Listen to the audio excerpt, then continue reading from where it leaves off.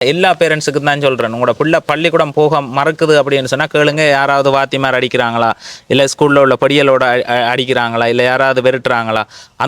அந்த பள்ளிக்கூடத்தை வந்து ஒரு சுதந்திரமான தளமாக வந்து மாற்றணுமன்றது தான். இப்போ நான் முந்தி சின்னல்லையா நானும் வந்து இருந்துட்டு பள்ளிக்கூடங்களை வந்து மிஸ் பண்ணியிருக்கிறேன். மகனுக்கு மனநோய் கிளினிக் யாருக்கு? இவருக்கு மனநோய். அவற்ற தங்கச்சியாட்ட புரிசர் அடிச்சு கொண்டு 1.5 வருஷம் 1 வருஷம் 3 மாசம் 3 பிள்ளைகளையும் பொலிசாலையே வாரம் எடுத்து இன்றையும் நான் கஷ்டப்பட்டு தான் இந்த பிள்ளைகளை வளர்க்கிறேன். 1.5 மாசத்தால என் மனுஷன் பிரிஞ்சவர். 1.5 மாதத்துல அவர் பிரிஞ்சிட்டார். என்னிய உறவுகள் அனைவருக்குமே என்னுடைய அன்பு வணக்கங்களை வந்து தெரிவித்துக் கொள்கிறோம். நாங்கள் எந்த பகுதியில் நிற்கிறோம் அப்படின்னு சொல்லி பார்த்தீங்கன்னா, வரலாற்று முக்கியத்துவம் வாய்ந்த ஒரு முல்லைத்தீவு மண்ணில் வந்து நிற்கிறோம். முல்லைத்தீவு சிலாவத்தை என்று சொல்லக்கூடிய இடத்துல வந்து இருக்கிறோம். முல்லைத்தீவு சிலாவத்தை என்று சொல்லக்கூடிய அந்த இடத்துல வந்து இருக்கிறோம். இங்கே இருந்து ஒரு சகோதரி ஒருவர் வந்திருந்தார். தனக்கு வந்து உதவியை வந்து செய்யுமாறு வந்து கேட்டிருந்தார். அதுக்கு பிறகு இன்றைய தினமும் வந்திருந்தார். அப்போ அவருடைய நிலப்பாட்டவருக்கு அவருடைய வீட்டுக்கு போய் தெரிஞ்சு கொண்டு உதவியை வழங்குவோம் அப்படின்றதுக்காக வந்திருக்கிறேன். யாருடைய உதவியை வழங்க போகிறேன் அப்படின்னு சொல்லி பார்த்தீங்கன்னு சொன்னால், வித்யானந்தன் என்று சொல்லக்கூடியவர் டிஜே என்று சொல்லி அடித்து கனடாவில் பஸ் ஓடிக்கொண்டிருக்கும். அது பார்த்திங்கன்னா இந்த வித்யானந்தன் அவருடைய பஸ் தான். அந்த பஸ் சேவையை அங்கே வழங்கி கொண்டிருக்கிறார் கனடாவில். அங்கே இருந்து அவருக்கு கிடைக்கிற பணத்தில் இருந்து ஒரு பகுதி பணத்தை ஒதுக்கி இங்கே உள்ள மக்களுக்கு பெரிய அளவில் படிக்கிற மாணவர்களுக்கு, இயலாதவர்களுக்கு, அதே மாதிரி இலவச கல்வி நிலையம் ஒன்று நடத்தி கொண்டிருக்கிறார். வரித்தித்துறை வியாபாரி மூளை அல்வாய் கிழக்கு என்ற இந்த பகுதிகளில் இலவச கல்வியை வழங்கி கொண்டிருக்கிறார். அந்த அல்வாய் கிழக்குன்னு சொல்லப்படுற மக்களுக்கு வீடு கூரை இல்லாமல் வீட்டு திட்டம் குறையில் இருந்த மக்களுக்கு அந்த கூரை வேலையிலெல்லாம் செய்து கொடுத்துருந்தார். அவருடைய பதிவுகள் இந்த இதில் நிறைய உறவுகள் பார்த்துருப்பீங்க. வித்யானந்தன் ஐயான்னு சொன்னால் நிறைய உறவுகளுக்கு தெரிஞ்சிருக்கும். அவரால் என்னட்ட இங்கே உண்மையிலேயே நிறைய உதவியில் ஆரம்பத்தில் செய்திருந்தார். உண்மையிலேயே தேவையுடைய மக்களை சந்திக்கல அவர்களுக்கு நீங்கள் அந்த பணத்தை வழங்குங்க அப்படின்னு சொல்லி தந்த ஒரு பணம் என்னட்ட இருந்தது. அப்போ அதில் இருந்து தான் இன்றைய தினம் ஒரு உதவியை வழங்க போகிறோம். எங்களுடைய இந்த சிலாவத்தைன்னு சொல்லக்கூடிய இடத்துல வந்திருக்கிறோம். அப்போ அவையில் நிலப்பாட்டை தெரிஞ்சுக்கொண்டு வழங்க போகிறோம். வித்யானந்தன் என்பவரால் தரப்பட்ட பணத்தை தான் வழங்க போகிறோம். வாங்க அவர்களுடைய நிலப்பாட்டை கேட்டு தெரிஞ்சுக்கொண்டு உதவியை வழங்குவோம். டிகே வன்னி என்ற இந்த யூடியூப் சேனலுக்கு புதுசாக இருந்தீங்கன்னு சொன்னால் வழக்கமாக சொல்கிறது தான், மறக்காமல் சப்ஸ்கிரைப் அதை பண்ணினீங்கன்னா ஒரு பெரிய சப்போர்ட்டாக இருக்கும். வாங்க உதவியை வழங்குவோம். அதே மாதிரி டிகே வன்னி என்ற ஒரு ஃபேஸ்புக் சைட் இருக்குது. ஃபேஸ்புக்கில் பார்க்குறீங்கன்னா டிகே வன்னி என்ற ஒரு ஃபேஸ்புக் சைட் இருக்குது. அதை மறக்காமல் சப்ஸ்கிரைப் பண்ணி உங்களுடைய ஆதரவை தாங்க. ஆதரவு தந்துகொண்டிருக்கிற அனைத்து உறவுகளுக்கும் வழக்கமாக சொல்கிறது தான் மனமார்ந்த நன்றிகளை தெரிவிக்கிறேன். வாங்க அங்கே இருந்து கதைப்போமா? வாங்கப்பா.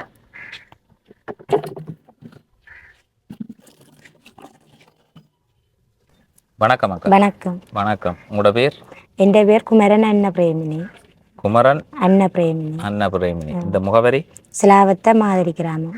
சிலாவத்தீவு மாதிரி கிராமம், முல்லைத்தீவு என்று சொல்லக்கூடிய இடத்துல இருக்கிறோம். அக்கா, இப்போ இதுக்கு முதல்ல எப்போ வந்தீங்க? நான் ஒருக்கா வந்தேனா உங்களோட அம்மா விட்ட வந்தேனா. உங்களோட அம்மா தான் சொன்னவா, எனக்கு நம்பர் எல்லாம் தந்து விட்டவா. இப்போ எந்த ஒருக்கா அக்கா ஃபோன் பண்ணி சாமானுக்கு வர சொல்லி சாமான் எடுக்க வந்தேனா, பொதி எடுக்க வந்தேன் நான் ஒருக்கா. எப்போ வந்தீங்க? அது இப்போ 3-4 மாசமா போயிட்டு. 3-4 மாதம். அதுக்கு பிறகு வர இல்லை. நான் கதைச்சிட்டு வந்தேன். நீங்கள் போங்கக்கா நாங்கள் வருவோம்னு சொன்னேன். நீங்கள் வர இல்லை. அதுக்கு பிறகு வர இல்லை. நான் கூலி வேலையில் போகலிக்கிட்ட பிறகு நான் வர இல்லை. பேருந்து நான் முந்த நாள் வந்தேன். அதுக்கு முதல் நாள் வந்தேன். நான் இப்போ நீங்கள் இப்போ 3-4 மாதத்துக்கு முதலே உதவி என்கிட்ட கேட்டேன். வந்தேன். நான் கோல் எடுத்தேன்னா நீங்கள் ஆன்சர் பண்ண இல்லை.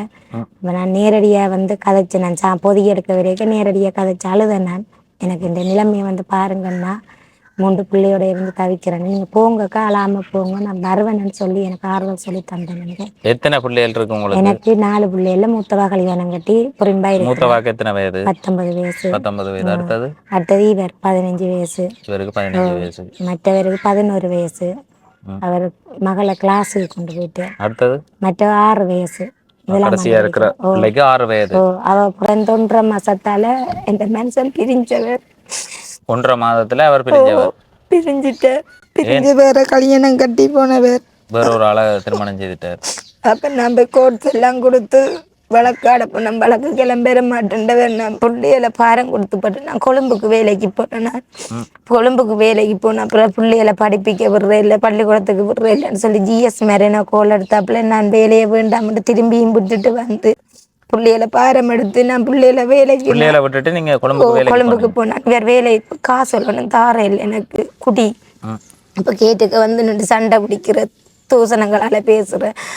அப்போ நான் அதால் விட்டுட்டு தான் கொழும்புக்கு போனேன். பாரத்தை கொடுத்து போட்டு போலீஸுக்கு முன்னால் 3 பிள்ளைகளையும்.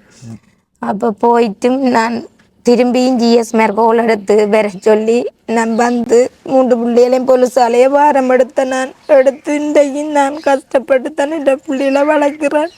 அவர் செத்தும் போயிட்டார். இப்போ நான் தான் செத்த விட எல்லாம் கொண்டாடி நான் தான். உங்களோட கணவர் வந்துட்டார். உங்களோட கணவர் இப்போ ஒரு 6 வருடத்துக்கு முதல் உங்களை 5 வருஷத்துக்கு முதல் 1 மாசத்தால விட்டுட்டு போனவர். 1 மாசத்தால விட்டுட்டு போய் நான் தேடி திரிஞ்சு பொலிசில எல்லாம் கொடுத்து நான் டிக்டாக்குள்ள எல்லாம் சொல்லி எங்கே இருந்தாலும் இவற்றை படம் போட்டு நான் வேற கண்டாலும் எனக்கு யாருண்டாலும் அறிவிங்கன்னு சொல்லி என் ஃபோன் நம்பர் எல்லாம் போட்டு எல்லாம் செய்ய ஒரு தரம் என்ன மனுஷனை காணலன்னு சொல்லி இப்போ எந்த ஒரு எங்களோட மாமா ஒரு ஆள் அம்மாட தம்பி ஒரு ஆள் வியாபாரத்துக்கு போன இடத்துல கொக்குலாயில் நிற்கிறேன்னு சொல்லி நான் 3 பிள்ளைகளையும் காவி எடுத்துக்கொண்டு குழந்தையும் கொண்டு நான் போய் அந்த இடத்துக்கு போகத்தான் பெற மாட்டேன் என்ன வேண்டாம்னு சொல்லி அங்கே ஒரு திருமணம் செய்திருந்தவர் இல்லை அங்கே கல்யாணம் செய்யலை. அங்கே நின்று அவையோட அந்த வீட்டுக்காரோட தொழில் செய்தவர். அவர் நந்தி கடை தொழிலுக்கு தான் போகிறவர். அப்போ அதில் போனாப்புல பேருந்து திரும்பி வந்து பேருந்து நான் போய் பயோஸ் பண்ணி எனக்கு வேணும் பிள்ளைகளுக்காக அப்பாக்காக வந்துட்டு எனக்கு என்னோட வாலாட்டிக்கும் பரவாயில்ல பிள்ளைகளுக்காக அப்பாவுக்கு 2 வந்து சொல்லி பேருந்து என்னோட வந்து இருந்து 1.5 மாசமா பேந்தி திரும்பி வந்து இருந்து பேந்தி திரும்பி போய் ஒரு மட்டக்களப்பு பிள்ளையோட கல்யாணம் செய்தவர். மட்டக்களப்பு பிள்ளைய கல்யாணம் செய்து 6 மாசத்தால் அவளும் விட்டு கலைச்சிட்டாள். அதுக்கப்புறம் என்னட்ட வேற நான் வேண்டாமன்ட்டுட்டேன். நான் என்னை விட்டுட்டு வேற கல்யாணம் கட்டிட்டேன். நான் வேண்டாமன்ட்டு சொல்லியும் பிள்ளையார் சொல்லிச்சு இல்லைம்மா அப்பா வேணுமெண்டு. இப்போ நான் சொன்னேன் எனக்கு தேவையில்லை உங்களை வேணுமெண்டா வந்து பார்த்துட்டு போட்டோம்ண்டு அளவுக்கு வரையில கேட்டுக்க வந்து நின்று பார்ப்பேன். வேற பிள்ளைகளுக்கு 1 ரூபாயும் கொடுக்குறேன் இல்லை. நான் உழைக்க போயிட்டு வந்து தான் இப்படியா இருந்தது தான் பேருந்து அவர் செத்துட்டாரு. அடிச்சு கொண்டுட்டாங்க கேப்பளவில். அவர்கிட்ட தங்கச்சியாட்ட புரிச்சு அடிச்சு கொண்டு 1.5 வருஷம் 1 வருஷம் 3 மாசம் அவரை அடிச்சு கொண்டு அவரை அடிச்சு கொண்டு போறது இப்போ ஒத்தி வச்சுக்கிறாங்க. இந்தியாவுக்கு ஓடிட்டானவன். இந்தியாவுக்கு ஓடிட்டாரோ? அடிச்சது சொந்தக்காரர் தான். தங்கச்சியாட்ட புருஷன் தங்கச்சியாட்ட மனுஷனால அவர் கொல்லப்பட்டுட்டார். அதுக்கு பிறகு இப்போ ஒரு 1.5 வருஷத்துக்கு முதல் அவர் இறந்துருக்கிறார். 1 வருஷம் இப்போ 4 மாசம். ரைட். 1 வருஷமும் 4 மாதத்துக்கு முதல் இறந்துட்டார். இன்றைய தினமும் அக்கா வந்து வந்திருந்தா. அப்போ வீட்டை வர நான் சரியா திரும்பி இப்போ நாளைக்கு எங்கே போகணும்னு நாளைக்கு யாழ்ப்பாணம் போகணும். நாளை போய் என்ன நேற்று ஹாஸ்பிட்டலால் டாக்டர் கால் பண்ணி கூப்பிட்டு நாளைக்கு போக சொல்லிட்டார். என்னத்துக்கு போய் அட்மிட் பண்ண சொல்லி 2ஆம் தேதி என்ன இதுக்கு எடுக்கிறது தகடு வைக்கிறதுக்கு. என்ன நடந்தது? கை மகள புருஷன் அடிச்சு முறிஞ்சு கை முறிஞ்சிட்டுது. படங்கள் எடுத்தன. மகள் செய்து 3 வருஷம். மகள் கல்யாணம் செய்து 3 வருஷம். மகளுக்கு அவருக்கு எத்தனை வயது? அவருக்கு 23 வயசு. 23 வயசு. அவர் உங்களுக்கு அடிச்சு கையை முடிச்சவர். ஏன் அப்படி? உங்களுடைய இருந்தவர் வீட்டுல இல்ல எங்களுடைய இல்ல பக்கத்துல அம்மா விட்டா இருந்தவர். மகளுக்கு அடிக்க வர நான் இதுல கச்சாம்பரத்துட்டு இருந்தேன். நான் பங்குனி திங்கள் கடைசிக்கு போறதுக்கு வியாபாரத்துக்கு. மகள் பின்னால ஓடி வந்து குரோடால் வாசலுக்குள்ளால வளவுக்குள்ள உள்ளட்டுட்டா. எனக்கு அது வந்தது தெரியல. அவரை கொஞ்சம் பெரி. அப்போ என்கிட்ட பொண்டாட்டி நீயோடைய வீட்டுக்கு வச்சிருக்க நான் எனக்கு தெரியாதுன்னு சொல்லி கொண்டிருக்கு. வேற அடிக்க வந்தது தலைக்கு. நான் டக்குன்னு கையை கொடுத்துட்டேன். என்ன தலை அடிச்சது? அலவாங்கால கையை கொடுத்தோடனே 4 அடியும் கையை கடிந்தோடனே எனக்கு கை சோர்ந்து போயிட்டுது. எனக்கு ஒன்றும் செய்து கொள்ளையெல்லாம் போயிட்டு அம்மான்ற ஒரு சத்தம் தான் கூப்பிடணும். ஒரு தருமே வேற இல்லை. உள்ளதான் கடைசியாக ஓடி வந்து ஆம்புலன்ஸுக்கு அறிவிச்சு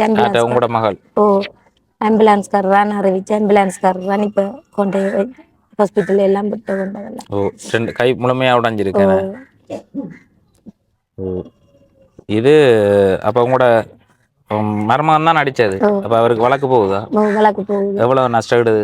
இன்னும் தீர்க்கே இல்லை. இப்போ 14 நாளில் வந்திருந்து இங்கே இருக்கக்கூடாதுன்னு சொல்லி அவரை அங்கே ஊருக்கு அனுப்பிட்டாங்க மட்டக்களப்புக்கு. அங்கே நிற்கிற பிள்ளையும் வேண்டாம்னு சொல்லி வழக்கு போட்டுட்டா. அப்போ அதால் இப்போ எனக்கு 8ஆம் மாதம் தான் இப்போ திரும்பி வழக்கு. எனக்கு கோட்சாலைன்னு கடிதம் வேற இல்லை. கடிதம் வந்தால் தான் நான் என்ன வேற சொல்லி இருக்கேன். கோட்சாலை கடிதம். மகளுங்க? மகளும் தான் இருக்கிறா.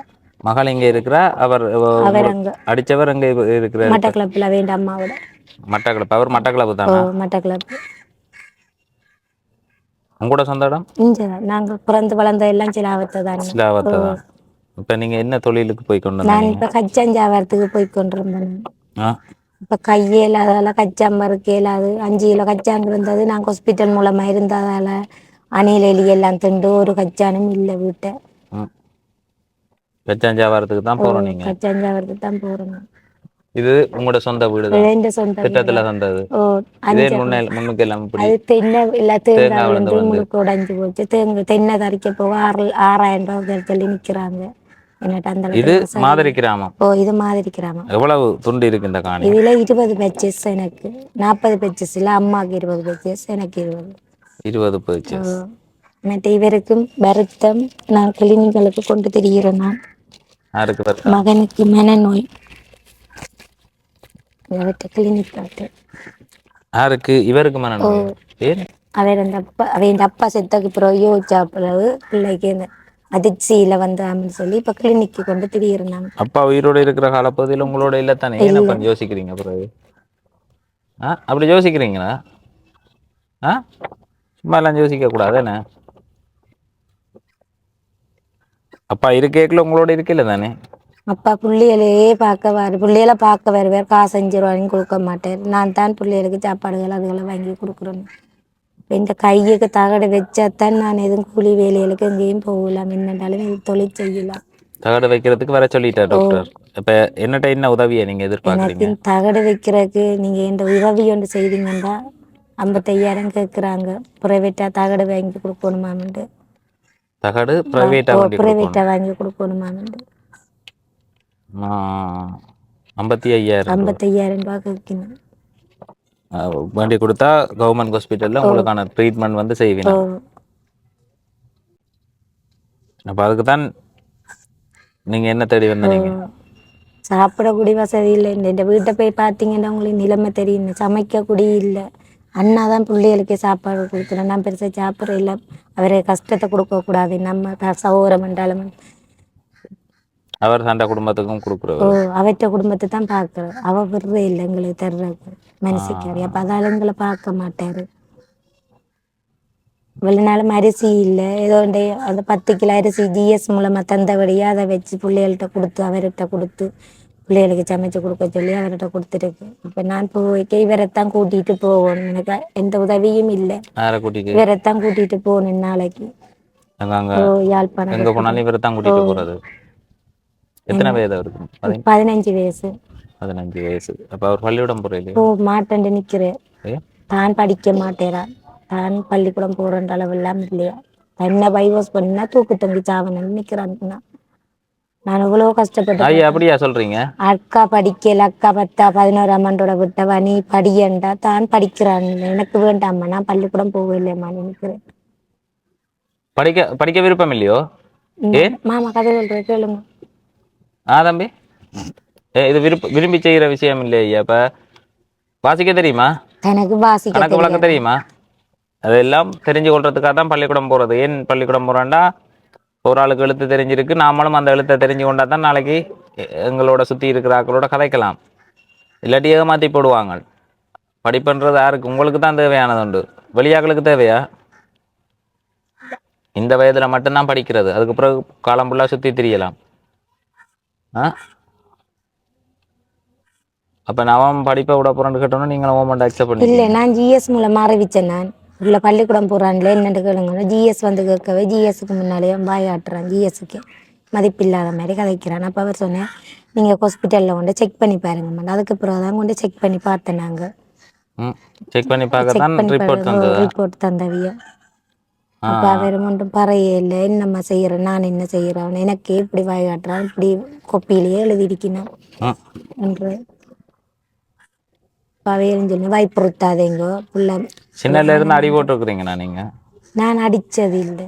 அதுதான் பிரச்சனை. நான் இந்த திருப்பன் இல்லாம கஷ்டப்பட்டு வளர்த்துட்டேன். அப்ப அதால நான் அடிச்சதுன்றது இல்லை. இந்த பிள்ளைகளை தடி எடுத்து நான் அடிச்சு வளர்த்தது இல்லை. அதுதான் பிள்ளை வந்து படிச்சு அடிக்கிறது. உண்மையாவே பிள்ளைகளை நெடுக அடிக்க கூடாது. ஆனா அடியன்னா என்னென்று ஒருக்கா தெரிஞ்சிருக்கும்.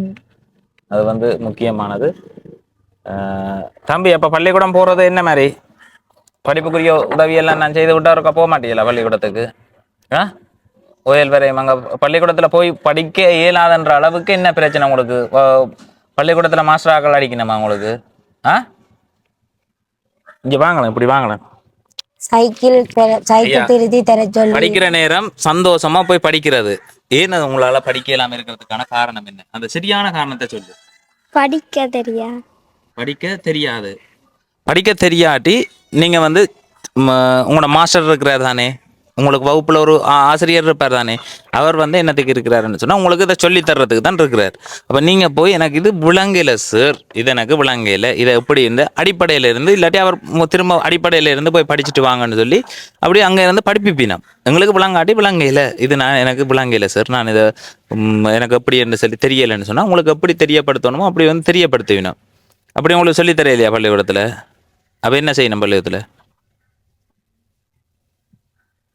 பேசினா அடிப்பினா பேசுறது சார் டீச்சரா.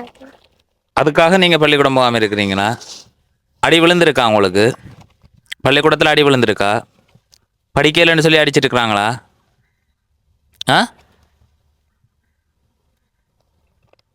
ஓ, உளவியல் தாக்கமோ எந்த தாக்கமும் இல்லை. அந்த பள்ளிக்கூடத்தை வந்து ஒரு சுதந்திரமான தளமாக வந்து மாற்றணுமன்றது தான். இப்போ நான் முந்தி சின்னல்ல ஐயா நானும் வந்து இருந்துட்டு பள்ளிக்கூடங்களை வந்து மிஸ் பண்ணியிருக்கிறேன். அந்த மாஸ்டர் மேர் வந்து படிகளுக்கு முன்னால் ஒரு குறிப்பிட்ட வயசுக்கு வந்து கூப்பிட்டு அடிக்கிறது, கம்பு நட்டி கம்பால் அடிக்கிறது, அவமானப்படுத்துறது, முட்டுக்காலில் இருக்கிறது, இதுகள் எல்லாம் என்னை ஒரு அவமானப்படுத்துகிற செயலாக வந்து நான் அந்த நேரம் வந்து பார்த்தேன். நான் என்னை வந்து துன்பப்படுத்துகிற மாதிரி. படிக்க விருப்பம் இல்லையான்னு கேட்டால் ஒவ்வொரு பிள்ளைக்குமே நான் அவரை விட இன்னொரு நல்ல விஷயத்தை தெரிஞ்சு கொள்ளணுமன்றது தான் விருப்பம், எல்லாருக்குமே விருப்பம். நானும் படிக்கணுமென்று நான் படிக்கக்கூடாதுன்ற எந்த பிள்ளையும் இருக்கிறது இல்லை. இந்த அடிக்கிறது, பள்ளிக்கூடத்தில் வச்சு அடிக்கிறது, இஞ்சாலவான்னு சொல்லி கூப்பிடுறது, அந்த வவுனியாவில் கூட அண்மையில் ஒரு சம்பவம் ஒன்று நடந்தது. ஒரு படி எனக்கு ஒருத்தரால் எல்லாரும் ஒரே மாதிரி ஒரே கெப்பாசிட்டியாக இருப்பினமா, ஒரே அறிவு நிலையில் ஒரே அளவில் இருப்பினமான்னு கேட்டால் இருக்காது. இந்த படியன் வந்து சுதந்திரமான படிப்பு, அதாவது பள்ளிக்கூடம் மட்டும் நீ போ, அங்கே நடக்கிற விஷயத்த கற்றுக்கொள்ளு. எந்த பிள்ளைக்கு கூட நான் சொல்கிறது, நீ ஒரு கூட மார்க்ஸ் எடுக்கணும், பெரிய அளவில் படிக்கணும், நீ ஒவ்வொரு நாளும் பள்ளிக்கூடம் மட்டும் போ, இந்த சமூகத்தோடு தான் நீ சேர்ந்து வாழ போகிற. அதில் வந்து நல்லவன் கெட்டவன் எல்லாரும் வந்து இருப்பாங்க. அப்போ அதில் நன்மதிமை எல்லாத்தையும் கற்றுக்கொள்ளலாம். அந்த சமூகத்தோடு சேர்ந்து வளரணும். தனியாக இருந்து வளர்ந்துட்டு போய் சமூகத்தோடு சேரக்குள்ளே அங்கே வந்து நிறைய பிரச்சனைகள் எதிர்கொள்ளணும். அப்போ எல்லாத்துக்கும் பள்ளிக்கூடம்ன்றது பிரதானமானது. அதை நான் சின்னல ஒரு குறிப்பிட்ட இதில் வந்து எனக்கு நடந்த அனுபவத்தில் வந்து யோசிக்கிறேன்னா, அடிக்காமல் பிள்ளைகளை வந்து சொல்லி விளங்கப்படுத்தி படிப்போட முக்கியத்துவம் என்ன அப்படின்றதையும் இது என்னத்துக்காக நீங்கள் பெற்றுக்கொள்ளணும் என்றதையும் வந்து சொல்லி கொடுத்து அந்த பிள்ளையை அனுப்பிக்கல. உங்களுக்கு அடிக்காத ஒரு பாதுகாப்பாக உங்களோட மாஸ்டர் பள்ளிக்கூடத்தில் நான் கதைச்சி இந்த படி எனக்கு நீங்கள் கை வைக்காதீங்கன்னு சொல்லி அடிக்காதீங்கன்னு சொல்லி கதைச்சி விட்டால் நீங்கள் போவீங்களா பள்ளிக்கூடம்? ஒவ்வொரு நாளும் போய் வருவீங்க சந்தோஷமா? இந்த அவன் மட்டும் தான் சொல்கிறான். அப்போ இந்த மாதிரியான செயல்பாட்டால் தான் நிறைய திறமையான படிகள். உதாரணத்துக்கு என்ன சொல்ல போனால், நான் எல்லாம் பள்ளிக்கூடத்துக்கு வந்து கள்ளம் அடித்து ஒரு கட்டத்தில் வந்து இது செய்தது என்னத்துக்குன்னு சொன்னேன். இப்போ படிப்பை வந்து யோசிப்போம், புத்தகம் அச்சடித்த புத்தகத்தை படித்து நம்ம என்ன செய்ய போகிறோம்ன்ற மாதிரி ஒரு தேவையில்லாத வரலாறு, கோலியாத் தாவித வெண்டான் கெட்ட பொருளால் அடித்தான்ன்ற மாதிரி கதைகள் எல்லாம் நாங்கள் பாடமாக்கி கேள்விகள் வரைக்கும் பதில் சொல்லணும். அப்போ நிறைய வரலாறுகளை வந்து படித்தது இது செய்தது. ஆனால் ஒரு கட்டத்தில் அந்த தொடர்ச்சியாக பள்ளிக்கூடம் போகாததால் இடையில கேட்கல விளங்காது. இப்போ இடையில கேட்க விளங்காது, அதுதான் எங்களோட பலவீனம். அதை வச்சுட்டு முழுமையாகவே ஏதோ படிக்க தெரியாத ஆக்கள் மாதிரி மாஸ்டர் மேலே அடிக்கைக்குள்ளேயும் புறந்தள்ளைக்குள்ளேயும் அந்த மாதிரி ஒரு மனநிலை வரும். அதுக்காகத்தான் இந்த சட்டத்தில் இருக்குது. ஆனால் சட்டம் ஒரு சிலர் வந்து அதை நடைமுறைப்படுத்துறது இல்லை. அடித்தா தான் பிள்ளைகளை படிப்பிக்கலாம், பெருட்டினா தான் படிப்பிக்கலாம். பெருட்டுனா ஒரு காலம் படிப்பு வராது. அது ஆசையாக உள்வாங்க வேண்டிய ஒரு விஷயம். எனக்கு தெரிஞ்சு இந்த படி என்ன மனநிலையில எனக்கு தெரியும் அடிக்கிறாங்க. அடிக்காமல் படிப்பிக்கிறதுக்கு இன்னும் சட்டம் வந்து இது செய்யணும். பிள்ளைகளை உளவியல் தெரிஞ்சு அவைகளோட மனநிலை தெரிஞ்சு படிப்போட முக்கியத்துவத்தை எடுத்துரைக்கிறதுக்கு தனி ஆக்கள் அதுக்கண்டு ஒரு செயல்படலாம், ஸ்கூல்லையே செயல்படலாம். அதே மாதிரி பிள்ளைகளை காட்டு முறாடித்தனம் அடிக்கிறதோ இல்லை விரட்டுறதோ, ரெஸ்பெக்ட், அதாவது பிள்ளைகளை தாய் தகப்பம் கூட அடிக்கக்கூடாதுன்னு சொல்லுவோம், எடுத்துரைச்சி சொல்லணும். ஆளுமைன்றது இல்லாமல் போயிடும். வாழ்க்கையில் வந்து ஒரு விஷயத்த ஒரு தனி இடத்துல தனக்குரியதை கதைச்சி பெறுறதுக்கு காதை பற்றி போட்டனண்டான்னு சொல்லி ஒருத்தன் சொன்னானண்டாலே பயந்துருவான். ஏன்னாண்டா அடித்து சின்னலேருந்து அடிக்கு பயந்து வளர்ந்தவன் யார் அடிப்பான்னு சொன்னாலும் பயந்துருவான். அப்போ அப்படி ஆளுமை இல்லாமல் போயிடும் பிள்ளைகளுக்கும். அந்த ஒருத்தர் அடித்து வெரைட்டி செய்கிற அந்த சமூக நடைமுறையை வந்து இல்லாமல் பண்ணி எடுத்து புரிய பண்ணி சொல்கிற அளவுக்கு இருக்கணும். எனக்கு இந்த என்ற படிப்பில் வந்து அதை பற்றி இப்போ இதில் வந்து அக்காவோட காய்ச்சொண்டு போய்க்கல இவாவும் மோமெண்ட்டு சொல்லி விட்டுட்டா. அந்த மகன் அப்படி செய்வன் இப்படி செய்வன்னு சொன்னோடனே பயத்துல. ஓ, பயத்துல நீங்க அப்படி விட்டுருக்குறீங்க. அப்படி உண்மையிலேயே வந்து நீங்களும் விடக்கூடாது. நீங்க போய் முதல் செய்ய வேண்டிய வேலையெல்லாம் போய் எந்த பிள்ளையில தொட வேணாம். என்ற நான் ஏற்கனவே மனன் வந்து பாவிக்கப்பட்டுட்டேன். எனக்கு 17 இப்போ இருக்கிற அவருக்கு 17 வயசு. யுத்தத்தில் ஒரு மகன் இறந்துட்டாரு. அந்த இதில் நான் இந்த பிள்ளை திரும்பியும் எனக்கு பிள்ளைகள் இல்லாமல் போயிடுமென்ற இதில் நான் பிள்ளைகளை உங்களோட பயப்படுத்தாம யுத்தத்துல விட்டுட்டேன். ஒரு படியே நடந்தது. ஓ, எந்த கடைசி யுத்தத்துலயோ? கடைசி முள்ளிவாய்க்கால் எத்தனை யுத்தத்தில் வயது இப்ப இருந்தா? இப்போ இருக்கிறேன்டா 17 வயசு. 17 வயது படியன் இறந்திருக்கிறார். ஓ, அப்ப அவ சின்னல பிள்ளைய வளர்ந்துருக்கிறா. இப்ப நீங்க உங்களோட பையனன்ற வாழ்க்கையை வந்து இப்ப உங்களோட இருக்கிறதால இவன் உங்களுக்கு உழைச்சி தர போறதோ இல்லை உங்களை பார்க்க போறதோ இல்லை. இல்லை. அப்ப இவன் ஒரு ஓஎல் இல்லை ஏஎல் மட்டும் படிக்கணும். படியன் படிக்கிறதுக்கு முதல்ல அவங்களாவே படிக்க வலிக்கிடுவாங்க. அவங்களுக்கு பாதுகாப்பான சூழலை வந்து உருவாக்கி கொடுங்க. எல்லா பேரண்ட்ஸுக்கு தான் சொல்கிறேன். உங்களோட பிள்ளை பள்ளிக்கூடம் போக மறக்குது அப்படின்னு சொன்னால் கேளுங்க, யாராவது வாத்திமார் அடிக்கிறாங்களா, இல்லை ஸ்கூலில் உள்ள படியலோட அடிக்கிறாங்களா, இல்லை யாராவது விரட்டுறாங்களா, அந்த பாதுகாப்பு அச்சுறுத்து, அதாவது அங்கே அவன் என்னத்துக்கு பயப்படுறான்ற அவனோட உளவியலை தெரிஞ்சு கொண்டு திரும்ப போய் அவனுக்கு பாதுகாப்பு கொடுங்க. ஸ்கூலுக்கு போய் ஸ்கூலில் சொல்லுங்கள், நீங்கள் அடிக்க வேணாம், என் பிள்ளை ஒவ்வொரு நாளும் பள்ளிக்கூடம் வரும், உங்களால் முடிஞ்சதை படிப்பிச்சு விடுங்க, உங்களால் முடிஞ்சதை கற்றுக் கொடுங்க. அவன் பார்த்து நீங்கள் வேறு யாக்களுக்கு படிப்பிக்க கற்றுக்கொள்றத கற்றுக்கொள்ளட்டும். மற்ற விஷயம் தேவையில்லை. நீங்கள் கணக்காக கஷ்டப்படாதீங்க. நார்மலாக இருந்து பார்த்தா காணும் அப்படின்றது. உண்மையிலேயே நிறைய பேர் படிப்புக்கு கட்டுப்போனதுக்கு பின்னால் கடுமையான வாத்திமார் அது அவைகளுக்கு ஒரு கெத்தாக இருக்கும். இந்த வாத்தியண்டா ஓடுவாங்கள்றா, இந்த வாத்தியண்டா பயமண்டா, அது வாத்திமாருக்குள்ள ஒரு கெத்து மாதிரி. இந்த வாத்தியை கண்டு பயப்படுறேன் அப்படியான சமூகத்தை இல்லாமாக்கி எல்லா படியிலும் சுதந்திரமாக வந்து படிக்கக்கூடிய ஒரு இதை உருவாக்கணும். அதுதான் எந்த விருப்பமும். அது இலங்கை சட்டத்தில் இருக்குன்னு நினைக்கிறேன். அன்றைக்கு ஒரு நீதிபதி ஒரு கதை கேட்கலையும் மாணவர்களை தாக்கினாலோ கொண்டாலோ கடவுளி எச்சரித்தன் 7 வருடம் என்று சொல்லிக்கல கேட்க மனம் குளிந்தது. ஆனால் அது நடைமுறையில் இருக்கான்னு கேட்டால் இல்லை. எல்லா இடங்கள்லையுமே ஏதோ பேரண்ட்ஸும் அதுக்கு ஒத்துழைப்பு கொடுக்கணும், தங்களோட பிள்ளைகள் நல்லா வந்துருமெண்டு. உண்மையிலேயே அதை எடுத்துரைச்சி பிள்ளைகளோட கலந்து ஆலோசித்து பிள்ளைகளுக்கு படிப்பிட முக்கியத்துவத்தை எப்படியெல்லாம் விளங்கப்படுத்தலுமோ அதை விளங்கப்படுத்தணும். நாளைக்கு படிப்பு இல்லாட்டி நீ என்னென்ன எல்லாம் எதிர்கொள்ளுவ, படிப்பு எனக்கு தேவையா, மாஸ்டர்மார் 1000 பட்ச் உங்களை மாதிரி நிறைய பேரை படிப்பிச்சு கொண்டே இருப்பின் மாஸ்டர்மார். அவைகளுக்கு நீங்கள் படித்தாலும் படிக்காட்டியும் அது தேவையே இல்லை. அதால் உங்களுக்கு தான் படிப்பு தேவை. நீங்கள் தான் என்ன செய்யணும், அவைகள்கிட்ட இருந்து கேட்டு சார் இதை சொல்லித்தாங்க, இது விளங்கல சார், இது எனக்கு இதை எழுதித்தாங்க, இதை எப்படி செய்யணும் அப்படின்னு சொல்லி நீங்கள் கேட்டு படிக்கணும். மாஸ்டர் ஆக்கள்கிட்ட மாஸ்டர் ஆக்களை கண்டு நீங்கள் வரலக்கூடாது. பொடியன் வாரானே கேள்வி கேட்க போகிறான், படிப்பிக்க போகிறோம், படிப்புக்கு வணங்கி சொல்லிக் கொடுக்க எல்லாமே இருக்குன்னு சொல்லி மாஸ்டர் ஆக்கள் வரலணும். அந்தளவுக்கு நீங்கள் என்ன செய்யணும், கேட்டு படிக்கணும். சார் விளங்காட்டி விளங்கப்படுத்துறது தான் மாஸ்டர் வேலை. நீங்கள் விளங்கி இருக்கணுமன்றது கட்டாயம் இல்லை. சரியா? அப்போ என்ன செய், பயம் இல்லாமல் போ. பள்ளிக்கூடத்தில் யார் வந்து மாஸ்டர் யார் அடித்தாலும் அம்மாட்ட வந்து சொல்லுங்கள், அம்மா இந்த மாஸ்டர் அடிக்கிறாருன்னு. அம்மா போய் ஒரு தடவை பள்ளிக்கூடத்தில் சொல்லி உங்களோட பிள்ளைய பாதுகாப்பை உறுதி சொல்ல மாட்டேன். யார் அடித்தாலும் வந்து இந்த 3 பிள்ளைய கேளுங்க, கேட்டுப்பட்டேன். ஏன்னா அவன் பயப்படுறதுக்கு ஒரே ஒரு காரணம், பள்ளிக்கூடத்தை படியன் கடுமையாக வருக்கிறான்னு சொன்னால் அவனுக்கு அங்கே யாரோ அடித்து படிப்பிக்கணும். அப்போ அதால் அது ஒரு ஜெயிலுக்கு போகிற மாதிரி இருக்கும். அப்போ அப்படி இல்லாமல் சுதந்திரமாக தண்ட ஒரு இடத்துக்கு போகிற ஒரு ஃபீலோட ஒவ்வொரு மாணவரும் வந்து பிள்ளைகளும் போகணும். அதால் சுதந்திரமாக கல்வியை கற்றுக்கொள்ளுவினோம். எனக்கு இந்த விஷயத்தில் இதை பற்றி கதைக்கணும்னு இப்போ இந்த படியன்ற பிரச்சனையில் கதைச்சிருக்கிறேன். உண்மையிலேயே படியெல்லாம் சுதந்திரமாக தங்கட இடம்னு சொல்லி போகணும். போய் அந்த இடத்துல படிக்கக்கூடிய ஒரு இதை உருவாக்கல. ஒருத்தனுக்கு படிப்பு வராட்டி விடுங்க, நார்மலாக விட்டுட்டு அவனை இப்போ நீங்கள் படிக்கலைன்றோன்னே படித்து வெளியே விட்டோன்னா அவன் ஒரு சமூகத்தில் கூடாத பழக்கங்களை கற்றுக்கொண்டு திரிகிறான். இதால் நீங்கள் ஒரு சாதிச்சதுன்ற ஒன்றும் இல்லை. அவனை நார்மலாக நீ பள்ளிக்கூடம் வந்து போய்யா என்று சொல்லி விட்டீங்கன்னா படிக்கிற பிள்ளைகள்ட படிப்புகள் மற்ற பிள்ளைகள்ட இதுகளை பார்த்தே அவனே ஒரு கட்டத்தில் புரிஞ்சு கொண்டு தன்னால் உணர்ந்து படிக்கிறது. அந்த பவருக்கு நீங்கள் எவ்வளவு திணிச்சாலும் தன்னால் புரிஞ்சு கொண்டு எனக்கு இது தேவைன்னு இப்போ அவன் உணர்றானோ அந்த நேரம் அவன் பவர்ஃபுல்லாக படிப்பான்.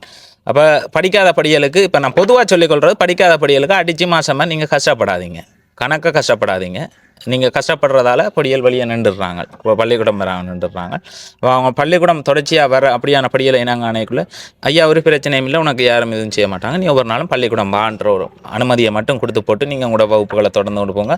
அவனுக்கு அந்த வகுப்பை ஸ்பேஸ் பண்ணுற தகுதி இல்லாட்டி நீங்கள் அதுலேருந்து கொஞ்சம் கீழே இறக்கி விட்டு சரி நார்மலாக படின்னு சொல்லி அடித்து படிப்பிக்க எந்த ஒரு வார்த்தையும் முற்படாதீங்க. ஏன்னா எல்லாம் சொல்லியிருக்கு பாப்பினம், சரியோ பாப்பினம். அதே மாதிரி நீயும் பள்ளிக்கூடம் போகிற படிக்கிற, சரியா? பள்ளிக்கூடத்தால சைக்கிள் கொடுத்தது அதெல்லாம் பழுதாக்கிட்டாரு. அப்போ திருத்தி தர சொல்லி எங்கட அண்ணா ஒரு ஆளுங்கட மச்ச அப்பாட தங்கச்சியாட்ட மகள் ஒரு ஆளுன்ற புருஷங்காரன் திருத்தி கொடுத்தது.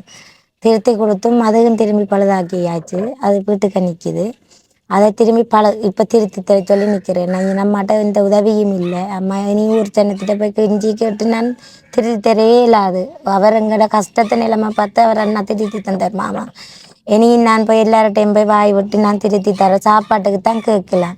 எல்லா டைமும் கூட இதுக்காக நான் போய் கேட்டு வாய் விடையிலாண்ட இல்லை எனக்கு சைக்கிளில் திருத்தி தாங்கணும்னு நிற்கிறான். சைக்கிளுக்கு இப்போ செயின் போடணும் திருத்தணும். அது திருத்துறதுக்கு இப்போ சைக்கிள் கடைக்காரன்ட்ட கேட்டால் அவன் 7,000 8,000 சொல்கிறான் திருத்துறதுக்கு. திரும்பி கழுவி போட்டுறேன்டா.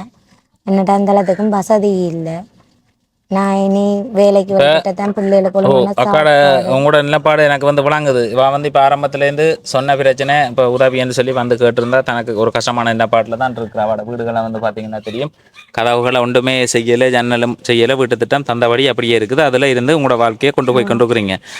எந்த ஒரு முன்னேற்றமும் இல்லை. உங்களோட பிரதான தொழிலாக இருக்கிற கச்சான் பருத்து விற்கிறது அதுதான். கோயில்கள் அங்கெல்லாம் போகிறது மற்றபடி இல்லை. கோயில்கள் அதுக்கு போறது. இப்ப என்ன பிரச்சனைன்னு சொன்னா, நான் இந்த பதிவு செய்திருக்கிறேன். இப்ப உங்களுக்கு ஒரு ஆரம்பத்துக்கு ஒரு உதவியை வழங்குவேன். அந்த உதவியை வச்சுக்கொண்டு நீங்க ஏதாவது ஒன்று செய்யணும். இப்ப நடுக இப்படி உதவியல் வந்து வராது. நான் என்னத்துக்கு இப்ப அப்படியே எனக்கு நிறைய வேலைகள் இருக்குது, போக வேண்டிய தேவையெல்லாம் இருந்தது. அப்படி இருந்தும் அவ்வளவோ பேர் உதவி கேட்டாக்கள் இருக்கணும். அதெல்லாம் கடந்து வந்தது காரணம் ஆப்ரேஷன் சொன்னீங்க. நாளைக்கு யாழ்ப்பாணம். ஆப்ரேஷன் சொன்னீங்க. சரி, அந்த ஆப்ரேஷன் டேக்குள்ள அதை நம்ம தவித்து விட்டுறக்கூடாது என்ற ஒரு காரணத்தால தான் வந்தனா. 55,000 ரூபா கையுக்கு இப்போ தகடு வாங்கி கொடுங்க. அவைக்கு நாளைக்கு கொண்டே நான் காசு கொடுத்தா, கையில் டாக்டர்கிட்ட கையில் காசு கொடுத்தா 2ஆம் தேதி எனக்கு தகடு போட்டு விடணும். அவையிட்ட தான் கொடுத்து அவையிட்ட தான் கொடுத்து இல்லை, அவையிட்ட கொடுத்தா அவை எங்க வாங்கி வந்து போட்டு விடணும். அப்படியோ? எனக்கு அது என்ன மாதிரி தெரியல அந்த நடைமுறை. நான் ஒரு நாளும் அது செயல்பட்டது இங்கே தான் செய்யறேன் இருந்தது. ஆனால் இங்கே தகடு இல்லையாண்டு யாழ்ப்பாணம் அனுப்பினவியல் என்ன. இப்போ யாழ்ப்பாணத்தில் வாங்கி கொடுக்கணுமா. நான் போய் நேற்று டாக்டர் கால் பண்ணி கூப்பிட்டு நான் போய் கதைச்சேன். நான் அப்போ கதைக்கு அவர் சொன்னார் எனக்கு, அம்மா நாங்கள் முந்தி இலவசமாக தான் போட்டுருந்தாங்க, இப்போ எங்களுக்கு அந்த சாமான் வரத்து இல்லாதாலையா நீங்கள் காசை கொடுத்து தான் வாங்கி போட்டோணுமாம்மா. உங்களோட கஷ்டம் எனக்கு விளங்குது. நீங்கள் மனுஷன் இல்லைன்னு சொல்கிறீங்க, எனக்கு உங்களோட கஷ்டம் விளங்குது. நான் அழுதேன். சாப்பிடக்கூடிய நேற்றுலேருந்து இன்னும் சாப்பிட இல்லைன்னா அழுதேன். நான் சாப்பிடவே இல்லை சார். 2 வீட்டு நிலைமை நீங்கள் வந்து பார்த்தா தெரியுமாண்டு. பஸ்ஸு கூடி காசு இல்லாமல் நான் பக்கத்தில் ஒரு அண்ணாட்ட 10 தேங்காய் கொடுத்துட்டு தான் வந்தேன் நான் சொல்லி கதைக்கு அவர் சொன்னார். நான் என்னம்மா செய்கிறேன், எந்த விட்டுச்சு இதை தாரது அவர் என்ன கேட்குறேன். நான் உங்களோட விட்டு இது கேட்கல, நான் அரசாங்கத்திட்ட அதுக்கு தான் வந்தேன். நான் சொன்னேன் என்னட்ட இருந்தால் நான் போட்டி விடுவேனம்மா, என்னட்ட இல்லை, எங்கள்கிட்ட இப்போ வரத்து இல்லாத காரணத்தால் தான். இப்போ ப்ரைவேட்டாக தான் அது வேண்டணும். ப்ரைவேட்டாக தான் வேண்டணும். இப்போ ஹாஸ்பிட்டலாக இருந்தாலும் சரி, பள்ளிக்கூடங்களாக இருந்தாலும் சரி, அதுக்கான போக வேண்டிய மெயினான நிதிகள் வந்து இப்போ அவ்வளோ போகிறது இல்லை. உண்மையிலேயே வந்து ஒவ்வொரு இடத்துலையும் வந்து பார்க்கல, ஹாஸ்பிட்டலில் பார்த்தா சில பேர் குளிசியை வழி எழுதி தராங்க, தகடுக்கு வந்து வழி எழுதி தராங்கன்னா, அப்போ அங்கே ஒரு சாதாரண ட்ரீட்மெண்ட் மட்டும்தான் நடந்துட்டு பெரிய அளவில் செலவழிக்கிற விஷயங்கள் எல்லாம் வெளியே தான் நடக்குது. இப்போ இந்த எக்ஸ்ரே கூட இப்போ சின்னனா தான் வருது, என்ன பெரிய எக்ஸ்ரே கூடிய அந்த இது இல்லை. இப்போ அப்படி நிறைய விஷயங்கள் வந்து இருக்குது. சரி, அதுகளை வந்து விடுவோம். இப்போ நான் ஆரம்பத்துக்கு உங்களோட நிலப்பாடு வந்து விளங்குது. அப்போ உங்களுக்கு ஒரு உதவி ஒன்று செய்கிறேன். தம்பி என்ன செய்ய போறீங்க அப்பன்? பள்ளிக்கூடம் போவியலா இல்லையா? உண்மையா சொல்லு. என்னோட இப்படி வந்து நானும் முன்ன மாதிரி ஒரு ஆள் தான். உண்மையா சொல்லு. நீ உனக்கு பாதுகாப்பான ஒரு சூழல் இருந்தா நீ பள்ளிக்கூடம் போவியா போக மாட்டியா? மாசம் மாதிரி அடிக்க மாட்டா வேண்டாம். போவீங்க தானே? அப்போ எப்போ இருந்து போறீங்க பள்ளிக்கூடம்? பள்ளிக்கூடம் தொடங்கினோன்னு போறீங்க. இப்போ தொடங்கி இல்லையா? இன்னும் இல்லை, தொடங்கிட்டு இப்போ 3ஆம் தேதி லீவா? 3ஆம் தேதி லீவு. 3ஆம் தேதி லீவு முடிய அதுக்கு பிறகு நீங்கள் உங்களுக்குரிய புத்தக பேக் இதுகள் எல்லாம் வேண்டி கொண்டு பள்ளிக்கூடம் போங்க. சரியா? பள்ளிக்கூடம் போங்க. நீங்கள் கொண்டு போய் பள்ளிக்கூடத்தில் அதிபர்கிட்ட கதைச்சு பிள்ளைக்கு அடித்து படிப்பிக்காதீங்க. அவன் பள்ளிக்கூடம் வேற பயப்படுறான்னு அடித்து படிப்பிக்காதீங்க. நீங்கள் எந்த பிள்ளை இங்கே இருந்து பார்க்கட்டும் விடுங்க. அந்த படிகளோட இருந்து எந்த பிள்ளை மொக்காவே கடைசியாக வரட்டும் வழியை, அது பிரச்சனை இல்லை. ஆனால் நீங்கள் அடிக்காதீங்க, அவன் இருந்து பார்க்கட்டும்ன்றதை மட்டும் சொல்லுங்கள். சொல்லி போட்டு நீங்களும் தம்பி போங்க. அம்மா சொன்னால் அவை அடிக்க மாட்டேன் உங்களுக்கு. சரியா? அப்போ நீங்கள் அங்கே உள்ளுக்கு போயிருந்து நீங்கள் உங்களோட குழப்படி செய்யக்கூடாது. அதை கண்டுட்டு இப்போ மாதம் மாதிரி அடிக்க மாட்டோம்னுட்டு மற்ற படிகளோட சேட்டை விடுறதோ இது செய்கிறதோ அது வந்து போலீஸ் பிடிச்சோண்டு போயிடும்.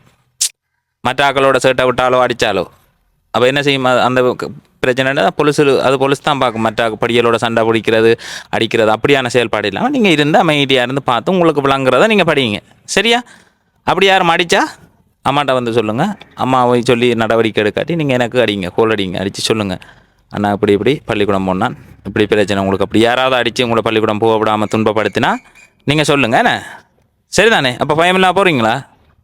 உண்மை கதையா இல்லை எனக்காக சொல்கிறீங்களா? ஆ போங்க என்ன, சின்ன இதில் விட்டு இதை இப்போ இதில் பள்ளிக்கூடம் விட்டுட்டு பிறகு நீங்கள் போயிட்டு பிறகு ஒரு நேரத்தில் உங்களுக்கு கணக்கு விளங்காது, வாசிக்கிறதுக்கு வேற ஒரு ஆளை கேட்கணும். அப்போ நீங்கள் யோசிப்பீங்க, அட நான் அந்த நேரம் படிச்சிருக்கலாம், எனக்கு இப்போ ஆசையாக இருக்கும் வெளியே சுற்றி திரிஞ்சு பார்க்கணும் மாதிரி, வெளியே சொல்லி இப்படி இருக்கக்கூடாது.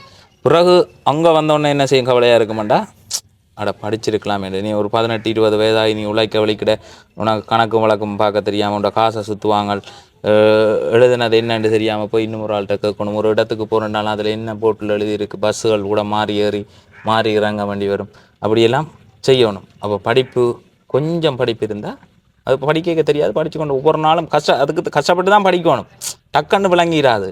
ஒரு நாளும் பார்க்க தான் விளங்கும். அது ஒவ்வொரு நாளும் தொடர்ச்சியாக போகணும், போய்கொண்டு தான் விளங்கும். நீ இன்றைக்கு போயிட்டு 2 நாள் நின்று போட்டு திரும்ப போனீங்கன்னா ஒன்றும் விளங்காது, பார்க்க அவர் ஏதோ புதுசாக சொல்கிற மாதிரி இருக்கும். அப்படி இல்லாமல் தொடர்ச்சியாக போய் படிங்க. அக்காட நிலப்பாட்டை வந்து பதிவு செய்துனாங்க, அவள் தன்னுடைய நிலப்பாட்டை வந்து சொல்லி இருக்கிறா. என்ன தொழிலக்கா நீங்கள் செய்கிற ஐடியா வச்சுக்கிறீங்க? நான் எந்த இதுக்குள்ளே கடை ஒன்றும் இல்லை, நான் டைம் ஒரு ஹெல்ப் பண்ணி ஒரு கடை ஒன்று திறந்தா நான் பிள்ளைகளோட இந்த கோயில் குளங்களுக்கு தூரங்களுக்கு போகாமல் கடையோட இருக்கலாம். சின்ன ஒரு கடை ஒன்று, பெட்டி கடை மாதிரி ஒரு கடை ஒன்று இருந்தால் உங்களால் சரி. நீங்கள் பிரதானமாக கச்சாஞ்சாவரத்தை தான் வச்சுக்கிறீங்க. இப்போ என்னென்னு சொன்னால், நான் இப்போ ஆரம்பத்துக்கு உங்களுக்கு இந்த ஆப்ரேஷனுக்குரிய ஒரு உதவி ஒன்று செய்கிறேன், சரியா? அப்போ இந்த பதிவை பார்த்து இதனூடாகத்தான் யாராவது முன் வந்து உதவி செய்கிறது. அப்போ உங்களோட நிலப்பாடு என்ன, நீங்கள் செய்து கொண்டு இருக்கிறீங்க, என்ன நிலப்பாட்டில் இருக்கிறீங்கன்றதை சொல்லி இருக்கிறீங்க, அதை பதிவு செய்திருக்கு. அதை பார்த்து யாராவது முன் வந்தால் தான் அந்த உதவி. யாரும் முன் வர தவறுனா உதவி இல்லை.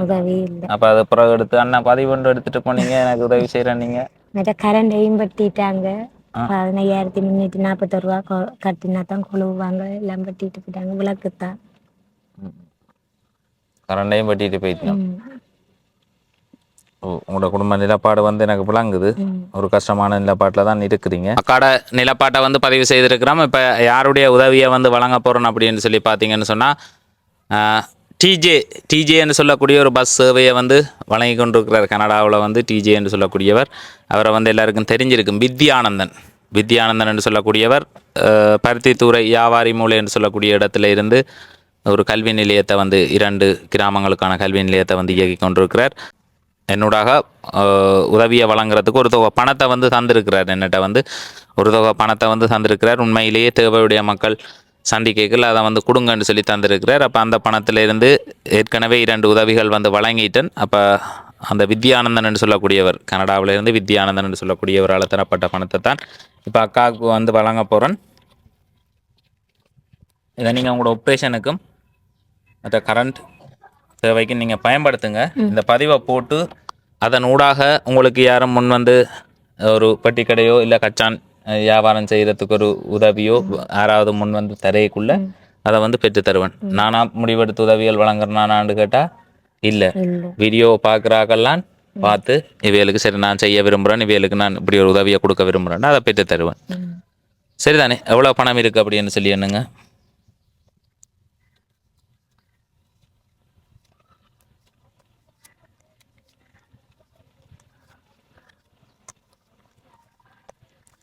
$75,000. இது 75,000 ரூபா பணத்தை வந்து தந்துருக்கு. 55 நீங்கள் அதுக்கு கட்டுங்க. மீதி பணத்தை கரண்ட்டு அது உங்களோட தேவைக்கு நீங்கள் இதை பயன்படுத்துங்க. இந்த வீடியோவை பார்த்து அதனூடாக யாராவது அக்காவுக்கு வந்து கச்சான் வியாபாரம் செய்கிறதுக்கோ இல்லை உங்களால் ஒரு பெட்டி கடை ஒன்று போட்டு கொடுக்கலன்னு சொன்னால் போட்டு கொடுக்கலாம். இதில் வந்து பார்த்தீங்கன்னா இந்த கடையை ஒரு காட்டுங்க, இப்படி எடுத்துருக்கா அதில் கடை இது ஏற்கனவே செய்த கடையோ? ஏற்கனவே நான் கடை செய்தேன், பெட்டி கடை மாதிரி ஒன்று போட்டுட்டு முன்பக்கம் மட்டும் இருக்காகும், பின்பகுதியை காண இல்லையா? எல்லாம் கோவத்தில் அம்மா தான் தகரந்தவா, எல்லாம் கோவத்தில் கலட்டி இழுத்து போட்டாங்க. அம்மா தகரந்தவா கோவத்தில் எல்லாத்தையும் திரும்ப கலட்டி எடுத்தாச்சு. அவள் ஒரு கடை ஒன்று போட்டிருக்கிறா, அதனால் முடிஞ்ச அளவு உள்ள பொருட்களை வச்சு போட்டிருக்கிறா. அப்போ போட்ட இடத்துல அது வந்து செய்யலாம் போயிட்டுது. அப்போ அதைத்தான் நம்ம ஆரம்பத்துலேருந்து கேட்ட விஷயமும் தனக்கு வந்து தான் ஒரு கச்சான் தொழில் செய்கிறேன்னு சொல்லி, அப்போ அதுக்கு யாராவது உறவுகள் உங்களால் முடிஞ்சால் அவளுக்கு ஒரு சப்போர்ட் ஒன்று கொடுக்கலாம். உண்மையிலேயே தேவையோட ஒரு குடும்பம். இப்போ கணவரும் இறந்துட்டார், அதே மாதிரி கையும் ஒரு முறிஞ்ச நிலைமையில் வந்து இருக்கிறா. ஏன்னா உதவின்னு சொல்லி கேட்டு வந்திருந்தா மிச்சம் அதில் அவையில உங்களோட பிள்ளைகள் ஓ அவர் ரெண்டாவது அவர் ஒரு ஆளும் மற்றது அவ 3 பேரும் தான் இப்போ இருக்கிறது. 3 சின்ன பிள்ளைகளோட வந்து இருக்கிறா. அப்போ 3 சின்ன பிள்ளைகளும் சின்ன பிள்ளைகளையும் கருத்தில் எடுத்து அவாக்கு வந்து அந்த உதவியை வழங்கலாம் ஒரு கஷ்டமான நிலப்பாட்டில் வந்து இருக்கிறா. இந்த பண உதவியை செய்த வித்யானந்தன், கனடாவில் இருக்கிற வித்யானந்தன், டிஜே பஸ் சேவையை வழங்கி கொண்டிருக்கிற வித்யானந்தன் அவர்களுக்கு வந்து என்னுடைய மனமார்ந்த நன்றிகளை வந்து தெரிவிக்கிறேன். நீங்கள் என்னக்கா சொல்ல நினைக்கிறீங்க? அவருக்கு நான் நன்றியை தெரிவிக்கிறேன். வித்யானந்தன் அண்ணாக்கு நன்றியை நான் தெரிவிக்கிறேன். எனக்கு இந்த உதவியை செய்தவருக்கு, இந்த கையை சுவப்படுத்துறவருக்கு நான் நன்றியை தெரிவிக்கிறேன் அவருக்கு. ஓ சரி, நன்றி. எனக்கு